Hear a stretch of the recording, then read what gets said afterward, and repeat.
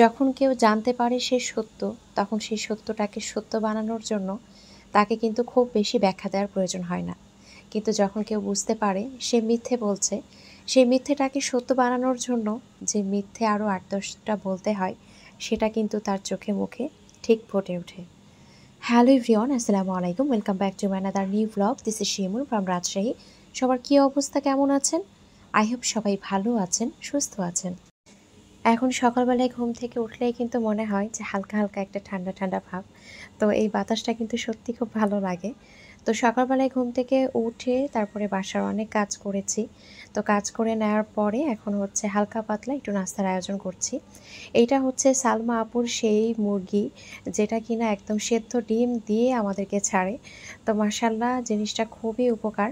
তো আমার কাছে খুব ভালো লাগে, কারণ বাসন কোসন মাজা ঘষার কোনো ঝামেলা থাকে না। দেখা যায় একদম চট জলদি কিন্তু ডিমটা সেদ্ধ হয়ে যায়। তো এখানে আমি 2টো ডিম সেদ্ধ করেছি, এটা আমার জন্য আর সারিকার বাবার জন্য। আর এখানে আমি একটু শসাটা সুন্দরভাবে এভাবে কুচি করে নিচ্ছি। তো টক দই দিয়ে আমি এখানে শসাটা সুন্দরভাবে মাখিয়ে নেব। তো যারা এই মুহূর্তে আমার ভিডিওটি দেখা শুরু করেছেন, তারা প্লিজ একটা লাইক দিয়ে ভিডিওটি কন্টিনিউ করবেন। আর যারা আমার চ্যানেলটি আজকে নতুন ভিজিট করছেন, যদি আমার ভিডিওটি ভালো লেগে থাকে, তাহলে আমার চ্যানেলটি সাবস্ক্রাইব করে আমার সঙ্গে থেকে যেতে পারেন। এরপরে হচ্ছে এখানে আমি টক দই নিয়ে নিয়েছি, আর এখানে সামান্য পরিমাণে লবণ দিয়েছিলাম। তো টক দইটা ভালোভাবে ফেটিয়ে নেওয়ার পরে যে শসাটা আমি সুন্দরভাবে কেটে রেখেছিলাম, সেই শসাটাও দিয়ে দিচ্ছি। আমার বেশ কিছু আপু আছেন যারা কিনা আমাকে বলেছেন, আপু আপনি এখন রেগুলার লাইফস্টাইল ব্লগটা শেয়ার কেন করছেন না? তো তার কিন্তু বেশ কিছু কারণ আছে। গত 15 দিন ধরে কিন্তু আমার বাসায় যে আপা আছেন উনি কাজে আসেন না। তো একা হাতে সব কিছু করা আসলে চারটিখানি কথা না। তো 14-15 দিন যদি বাসায় কোনো কাজের আপা কিংবা খালা না থাকে, তো এত কিছু একসাথে করাটা খুব কষ্টকর হয়ে যায়। তার উপরে তো বাচ্চা আছেই, তাকে খাওয়ানো, তার গোসল করানো, তাকে টাইমলি সব কিছু দেয়া। তো এটা কিন্তু দেখা যায় আমাদের আলাদা একটা বাড়তি কাজ থাকে যারা আমরা ছোট বাচ্চার মায়েরা আছি। কারণ বাচ্চাদেরকে কিন্তু যখন যেটা জিদ করে, যখন যেটা টাইম থাকে, সময় মতোই কিন্তু তাদের সাথে সব কিছু করতে হয়। তো এরপরে কিন্তু আমার আপা আসার পরে আবারও 2 দিন পরে ওনার বাবা মারা যায়। তো উনি আবারও গ্রামের বাসায় চলে গিয়েছে। তো আমি তো ভেবেছিলাম আজকেও আমি হয়তোবা ভিডিওটা শেয়ার করতে পারবো না, কারণ লাইফস্টাইল ব্লগ যখন আমরা শেয়ার করি, একটা সারাদিনের ভিডিও, এটা ক্লিপ নেওয়া অনেক কিন্তু সময় সাপেক্ষ। তো যে সময়টা আসলে আমি ক্যামেরা ধরবো, সেই সময়টাতে আমার অনেক কাজ হয়ে যাবে। তো এইটা চিন্তা করেই কিন্তু আসলে আমি ভিডিওগুলো শেয়ার করতে পারিনি। তো আমি আর সারিকার বাবা নাস্তা করে নিয়েছি, আর সারিকার বাবা অফিসে চলে গিয়েছে। তো ও যাওয়ার পরে যেটা আমি শুরু করেছি, অলরেডি দেখে বুঝতেই পারছেন, আমার ফ্রিজটা এত ময়লা কোনো দিনও হয়নি। এত পরিমাণে নোংরা হয়েছে, যেহেতু কোরবানির মাংস রেখেছিলাম। তো অনেক দিন পর কিন্তু ফ্রিজটা ক্লিন করলাম, আর এই যে দেখেন একদম চকচকে ঝকঝকে হয়ে গিয়েছে। তো আসলে যে কোনো জিনিস ক্লিন করার পরে এটা দেখতে যে কি পরিমাণে ভালো লাগে। সবচাইতে বড় কথা হচ্ছে মনে হয় যে বাসার অনেক ভারী একটা কাজ আমি করে ফেলেছি, মাথাটা কি পরিমাণে যে হালকা লাগে। তো ফ্রিজটা আমি ক্লিন করে নিয়েছি একদম ভেতর বাহির, আর বাহিরে আমার ছেলে সুন্দরভাবে আর্ট করে রেখেছে, সেটাও আপনাদের সাথে শেয়ার করলাম। তো এখানে এই যে বালতির মধ্যে আমি ময়লাগুলো রেখেছি, আর যা কিছু বের করে রেখেছি।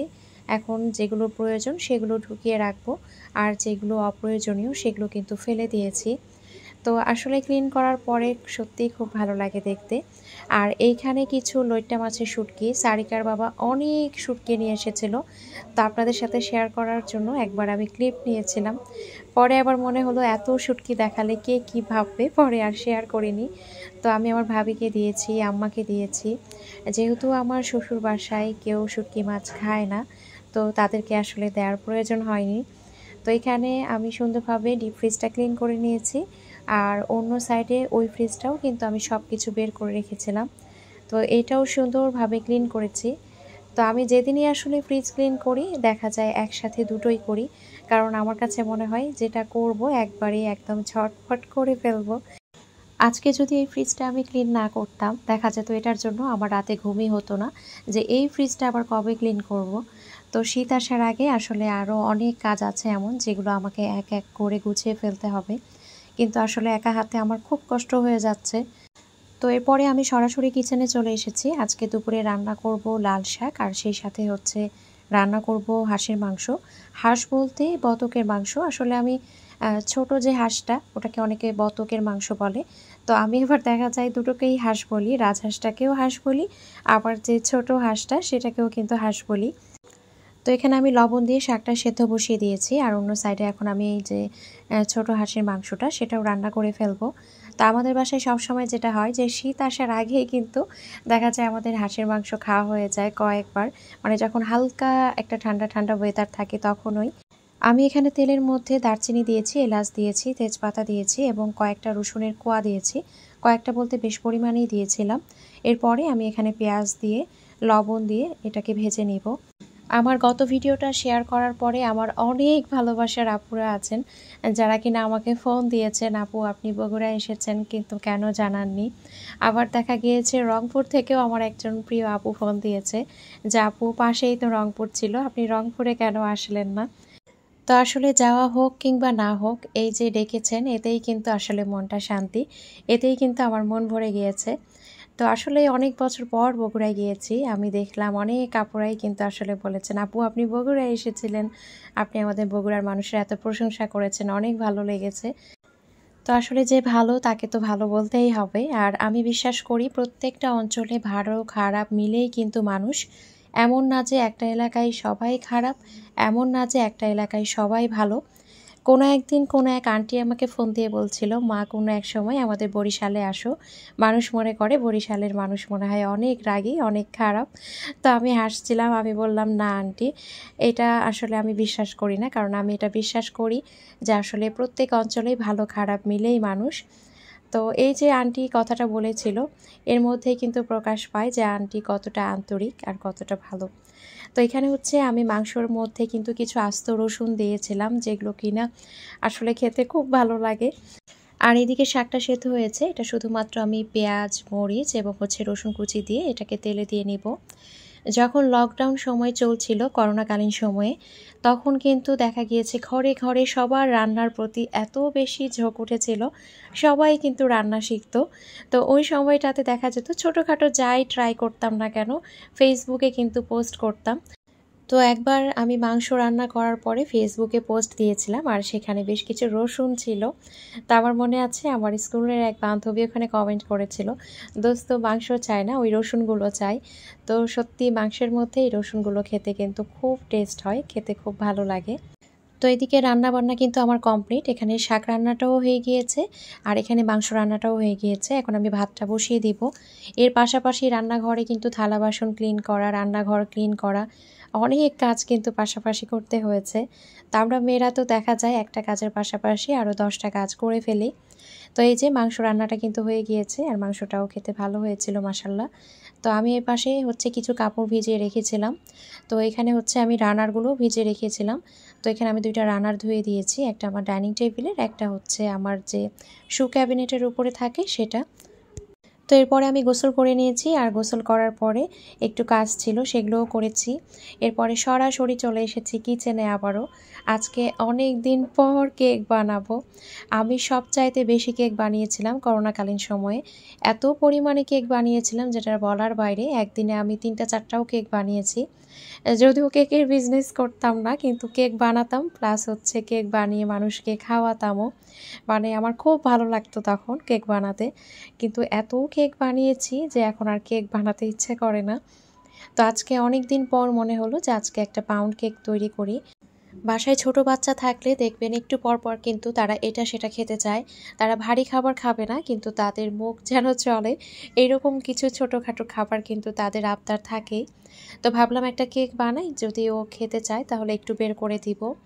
তো আসলে দেখা যায় এরকম যখন ছোটোখাটো কেক বানানো হয়, বানিয়ে আসলে আর কিন্তু বক্সে রাখা হয় না, দেখা যায় টেস্ট করতে করতে বাসার সবার কিন্তু খাওয়া শেষ হয়ে যায়। তো আমি এখানে মাত্র 2টো ডিমেরই কিন্তু কেকটা বানাচ্ছিলাম, খুব বেশি ডিম দিয়ে বানাচ্ছিলাম না, কারণ অনেক দিন পর যেহেতু কেক বানাচ্ছি। আর সচরাচর যেটা হয় আমার সব ধরনের কেক খুব ভালো হয়, পারফেক্ট হয়, কিন্তু পাউন্ড কেক কেন যেন চুপসে যায়। তো এই জন্য আমি খুব ভয় পাই। মাঝে মাঝে দেখা যায় ভালো হয়, মাঝে মাঝে হয় না। তো যেহেতু অনেকদিন পর বানাচ্ছিলাম, মনে হচ্ছিল যে হবে কি হবে না। তো বানানোর আগে আমি ভাবির সাথে একটু কথা বলেছিলাম, মানে আমার ভাইয়ের বউর সাথে। তো ও আবার খুব ভালো পাউন্ড কেক বানাতে পারে। তো আমাকে আবার একটু টিপস বলে দিল যে মনের মাধুরী মিশিয়ে যা খুশি মনে হবে দিয়ে দিবে, অ্যাকুরেট মাপ এমন কিছু না। তো তাই করেছিলাম। তো আলহামদুলিল্লাহ কেকটা কিন্তু ভালো হয়েছে। তো এখানে হচ্ছে আমি ডিমের কুসুম আর এখানে চকলেট এসেন্সটা দিয়েছি। ভ্যানিলা এসেন্সটা আমি কখনোই আসলে আনি না, আমার কাছে খুব একটা ভালো লাগে না ফ্লেভারটা। আর তারপর এখানে আমি তেল দিয়েছিলাম হাফ কাপের মতো 2টো ডিমের জন্য, আর চিনিও দিয়েছিলাম হাফ কাপ। তো সব কিছু একটু মিক্স করে নিলাম। মিক্স করে নেওয়ার পরে এখানে আমি ময়দা এবং হচ্ছে বেকিং পাউডারটাই অ্যাড করব। আর সাথে আমি কিছু পরিমাণে এখানে গুঁড়া দুধটাও অ্যাড করেছিলাম। একে তো ছোট দিনের বেলা, সেই সাথে আসলে অনেক কাজের প্রেশার, যার কারণে দেখা যাচ্ছে কাজের সাথে কিন্তু পেরে উঠছি না। আমার এমন অনেক আপুরা আছেন যারা কিনা সপুরায় থাকেন বা সপুরার আশেপাশে থাকেন। আমি জানি, যেহেতু কিছু আপুদের সাথে আমার কথা হয়। তো যারা কিনা কখনো কথা হয়নি সেসব আপুদের উদ্দেশ্যেও বলছি, যাদের সাথে কথা হয় তাদের উদ্দেশ্যেও বলছি, যদি আপনাদের চেনা জানা কোনো বিশ্বস্ত হেল্পিং হ্যান্ড আপা বা খালা থাকে, প্লিজ আমার সাথে একটু যোগাযোগ করবেন। আমার আসলে ইমিডিয়েটলি একজন হেল্পিং হ্যান্ডের দরকার। আমার এই এলাকায় দেখা যায় বিশ্বস্ত কাউকে আসলে পাওয়াটা একটু টাফ। যে আপা আমার বাসায় আছেন, অনেক বছর যাবৎ আছেন এবং তাকে আমি আসলে অনেক ট্রাস্ট করি।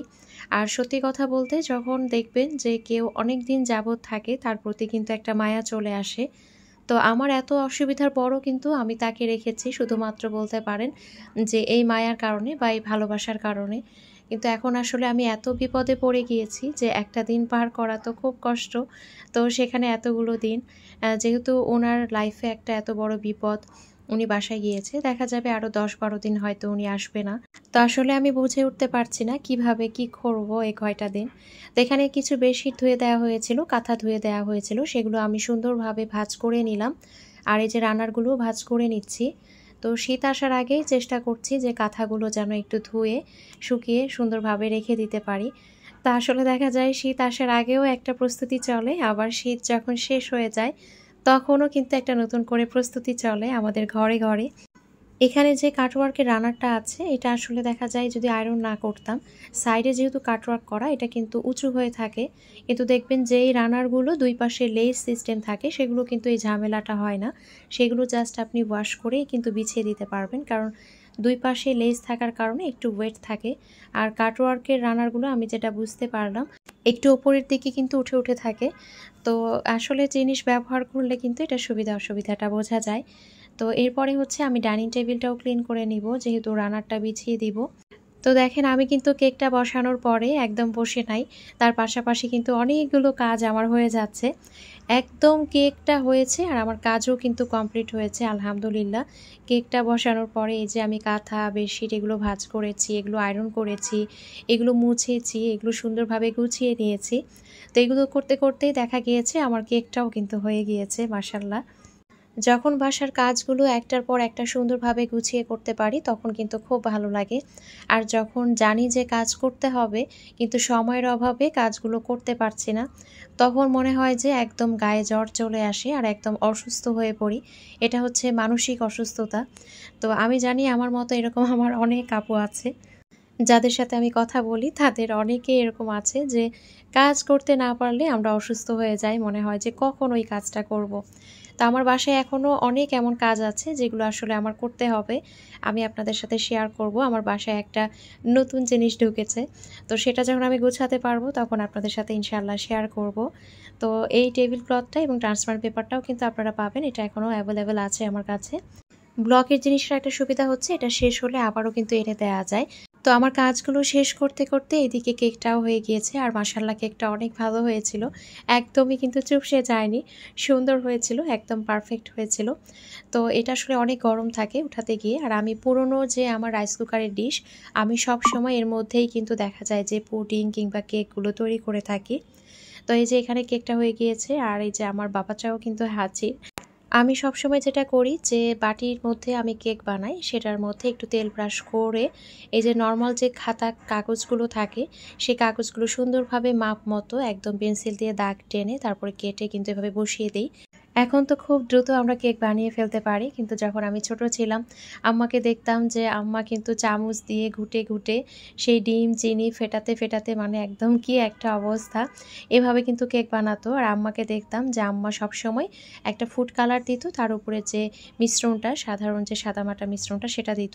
তাহলে কি হতো যে কেকটা 2 কালারের হতো আর দেখতেও ভালো লাগতো। তো আজকে কেক খেতে খেতে এখানেই বিদায় নিয়ে নিচ্ছি। সবাই ভালো থাকবেন, সুস্থ থাকবেন, আমাদের জন্য দোয়া রাখবেন, আমার মায়ের জন্য দোয়া রাখবেন। দেখা হয়ে যাবে নেক্সট কোনো ভিডিওতে। আল্লাহ হাফেজ।